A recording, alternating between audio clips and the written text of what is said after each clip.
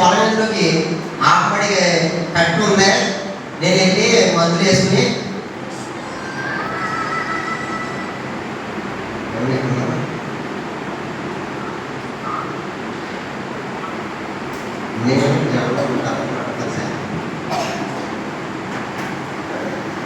అప్పుడు ఇంటిగా ఆపడి కట్టి ఇందులోకి ఆపడి కొట్టు మీద మందు పెట్టుకుంది. గతంలో మరి 2-3 పంటలు మా నాన్నగారు చేశారు కదండి, ఆయన పెట్టించేవాడు. ఆపడి కొట్ల మీద మందు పెట్టుకుంది. నేను ఎవరు పెట్టారు నాకు చెప్పండి అనుకున్నాడు. ఆపడి నేనే కట్టాను. నేను కట్టిన ఆపడి మీద నేను చెప్పండి ఎవరో మందు ఇచ్చేస్తున్నారు అనుకున్నాను. ఎందుకంటే ఎంతమంది పెట్టేవాడు ఒకసారి చెప్తే 10 సంవత్సరాలు పెట్టేస్తాడు వద్దని దాకా. అతను ఎకరాలు ఇలా పెట్టుకుంటూ వెళ్ళిపోతాడు. అంత తోట ఏదో ఏంటి లోపల మందు కలిపి పెట్టేస్తాం. మా కలవకి ఎక్కువ ఎక్కువండి మా సేపు అలా పెట్టుకుంటూ వెళ్ళిపోతాడు. పంట అయిపోయాక 400-500 అతనికి ఇవ్వాలి ఎకరానికి వచ్చి. అలా చేస్తుంటే మా సేపు మంది ఎవరు పెట్టారు అనుకుని చెప్పాలి అనే ఆలోచన నాకు ఉంది. ఒక 20 రోజులు అతను ఇంటికి వచ్చాడు. ఒక కుర్రాడు ఇంటికి వచ్చి గేట్ పడితే సరే నేను బయటకు వచ్చింది. బయటకు వస్తే ఎవరికి ఇంటికారా ఉన్నాడు. ఇంటికారా అని నేనే అన్నాను. అతను 2-3 సంవత్సరాలు బట్టి అడగడానికి నేను ఎప్పుడు కనపడలేదు. నన్ను ఎవరు కొత్త అనుకున్నాడు. ఇంటికారా అని నేనే అంటే ఏమంటే ఈయన నా డబ్బులు ఇవ్వాలి గతంలో పెట్టాను ఇప్పుడు మళ్ళీ పెడతాను అన్నాడు. నువ్వే ఎంతమంది పెడతానంటే పెట్టద్దాను. ఇప్పుడు పెట్టకపోతే ఏమంటే నీ ఏడుగుడ్లు కాలుగుడ్లు నేను పెడతాను అన్నాడు. అతను నేను సీరియస్గా చెప్పి పెట్టడం మేము జీవితం చేయం భగవద్గీత ఆచరిస్తాం. అదిగో మ్యాండ్రేషన్ చూసుకో దాని మీద ఎంసీ చేయకూడదని అంటే అతను ఏమన్నాడంటే అవి మీరు డబ్బులు వదిలేండి పెడతాను. ఆ డబ్బులు కంట్రోల్ అవ్వకపోతే ఎలాగే 7 ఎకరాలు వెళ్తుంది నెలకొచ్చి అవి మీద నరికేస్తే నాకు కంట్రోల్ అవుతుంది అన్నాడు. నేను సీరియస్ అయ్యి నీకు కావాలి డబ్బులు వద్ద నేను ఇస్తాను మీ అమ్మమంది పెడతాను సరే అని ఆడు కాపీ ఇచ్చి వెళ్ళిపోయాడు. 15 రోజులు మా మామూలు వస్తాడు. 500 డబ్బులు పెట్టి నువ్వు ఇది చెప్పి నువ్వు డబ్బు పెట్టేవాడి మాటమంది తర్వాత నీ డబ్బులు వద్ద నేను ఇస్తానని వెళ్ళిపోయాడు. వెళ్ళిపోయాక చూడండి పరమాత్మ మనం చెప్పేసి పాంప్లెట్ పని చేసి ఆధారాలు చేసేందుకు గొప్పవాళ్ళు అనగానే కాదు. 10th ఇంటర్కి డిగ్రీకి ఎలా టెస్ట్ పెడతాము అలా టెస్ట్ పెడతాం.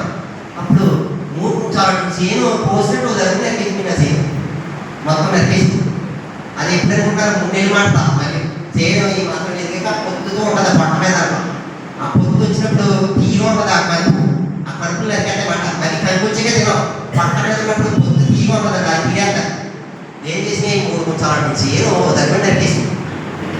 ఎప్పుడైతే చేయను మంచి పొట్ట మీద ఉండి కంటి బయటకు వచ్చి టైం నరికేసింది. నరికైతే వేసుకుంటే కళ్ళంతా నీళ్ళు వచ్చేస్తాడు. నీళ్ళు 2 ఎకరాలు చేయనంత దూరాన్ని అది ఉంటుంది దూరాన్ని వేరే వాడికి మంది పెడతారు. అప్పుడు మిగతా వాళ్ళు ఎవరైనా అయితే ఏం చేస్తారో అమ్మో చేయనంత నరికేస్తాడు ట్యాక్స్ పెడతారు. ఆయన ట్యాక్స్ ఆడేమంటాడు ఎలా నేను ముందే చెప్పినరా ఇలా జరుగుతుందని నువ్వు పెట్టించుకోలేదు నువ్వు ఎవరి ఆడు తింటాడో. ఇక్కడ మనకే కూడా నష్టం జరిగింది. ఆలోచించింది భగవద్గీత ఉంది కదా ఒక శ్లోకం 2 శ్లోకాలు జ్ఞాపకం చేసుకుంటే ఒక శ్లోకంలో ఏమన్నాడంటే సర్వకాలంలో సర్వాత్మందు నన్నే చేయలేదు కానీ యోగక్షేమాన్ని నేనే చూసుకుంటాను సరే అని. గడ్డ ఉంది వర్షాకాలం. ఆ గడ్డ ఆ నరికి అన్నీ కూడా మూపులు అయిపోతాయి. ఏదో కొద్దిగా తీసి గడ్డ చేసాను. అదే గడ్డ గడ్డలో ఇంత గడ్డలో జామలో కూర్చున్నాను. జామలో కూర్చుంటే ఆ జొన్నకర్ర 500 తీసుకుంటే పాములు ఏమన్నా పాములు ఉంటాయి కుక్కలు ఉంటాయి. మా గొడ్డలు ఎందుకంటే నేను జానానికి వెళ్ళి గడ్డ మీద మొక్కలు నరికి చెట్లు తాట చెట్లు వచ్చి కుక్కలు ఉంటాయి బాగు. ఆ చుట్టుపక్కల మా ఊరు పొలమాత్రమే ఒక పక్క మానవులు కూడా ఉంటారు. మా పక్కన పిండాలు కూడా ఉంటారు. 3 ఊరికి మధ్య సెంటర్ అది మా సేమ్ వాటర్ కాడ వేనాయుడు ఇది అసైన్మెంట్ అంటారు. అది తెలియదు ఎందుకంటే జీట్లు ఎక్కడ ఉంటాయి కుక్క గట్ట తీసేస్తాయి. భావనలో వచ్చేసాం మాట కట్టదనుకోండి నేను గడ్డకు వచ్చినప్పుడు తీసి పక్కన ఇటు గడ్డకు వచ్చేసుకుంటాను. ఒకప్పుడు పాము గారు పట్టి ఎక్కడికి వచ్చేసాడు. ఆ పక్కనలో పని చేసేసుకుంటా పోతాను. ఇప్పుడు ఎలాంటి పాము గారు పట్ట అప్పుడు ఏం చేసాను ధైర్యంగా జ్ఞానం కూర్చున్నాం. ఆ జొన్నకలు తీసుకుంటే ఎక్కడో భయం కళ్ళు మూసుకున్నాం కదా పాము పనుకుని ఎలా పని చేసి చూసుకుంటాం చక్కగా చచ్చామంటే దీని ఆన్సర్ కనుక్కోవాలని కళ్ళు మూసుకుని ధ్యానం చేస్తా. ఆ మైండ్లో సంకల్పం అంటారు కదా మైండ్లో నాకు ఆలోచన అవుతుంది నీకోసమే కదా నేను మంది తెప్పించలేదు. నువ్వు ఎక్కడ పుట్టి పెరిగావు ఇది నీ ఇల్లు. నాది ఊళ్ళో పుట్టే నాది ఊళ్ళో ఉంది ఇల్లు. ఇది నాదంటే నేను చదివాను నీకు కూడా హక్కు ఉంది. తిను నీ పిల్లలు మెచ్చుకోవాలి. నీకు పిల్లలు ఉంటారు. నువ్వు ఒక కంకు కొట్టుకు తింటే నీకు రోజు వెళ్ళిపోతుంది. ఇలా నరికేస్తే నేను ఎలా బతుకుతాను కౌలు చేయను. నేను రైతుకే కట్టను నేనే తిన్నాను అంటే నేను ఎప్పుడైతే ఈ సంకల్పం పెట్టుకుని ఆన్సర్ చెప్పుకుంటున్నాను లోన పట్టడం నీళ్ళు కాదు ఇలా లెంగి మంచకే తడిచిపోయింది. నేను అలా ధ్యానం ఉండడం ఇలా సుఖపడి నీరు అడిపోతున్నాను. ఆ దుఃఖం వచ్చేస్తుంది. నేను నిన్ను ఈ కోసం దెబ్బలాడి మంది ఇప్పించకపోతే నన్ను ఇంత నాశనం చేస్తావా, నేను ఎలా పక్కన, నేను పౌరుకి రైతు ఏం కట్టను, నేనేం తిన్నాను, నిన్ను సంపాలనుకోలేదు కదా, నిన్ను సంపూడదలే కదా నేను ఆడికి ఎత్తులు చేసి నీకు మంది పెట్టించలేదు. నువ్వు నిజంగానే ఉండవు వస్తే భగవంతుడనే వాడు ఉంటే ధర్మం న్యాయం లేదా అని నాలో నేను ఆన్సర్ వేసుకున్నాను. అది అయిపోయింది, దుఃఖం అయిపోయింది, లేచుకొని పోలే ఏదో అయిందని అనుకున్నాను. అప్పుడు మొదలు మొన్నడు కూడా నేను ఇంకా పడుతుందేమో చూసుకోండి. అప్పుడు మొదలు 12 ఎంతంటే 24 గంటలు బట్టి ఇప్పుడు ఇంకా మా జీరో ఎలాగనేది కొడతాను. మందు నేను అక్కడ పెట్టను, ఎలాగని మందు పెట్టను. ఎందుకంటే అదే ఆ టైంలో ముందుగా చేయకుంటున్నప్పుడు నేను మందు పెట్టితే నేను ఫెయిల్ అవుతుంది.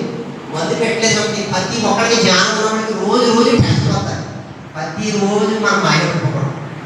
క్లాసులు తలగిపోతుంది, ఎందుకులే తలగిపోతుందని మానేసి అనుకోండి.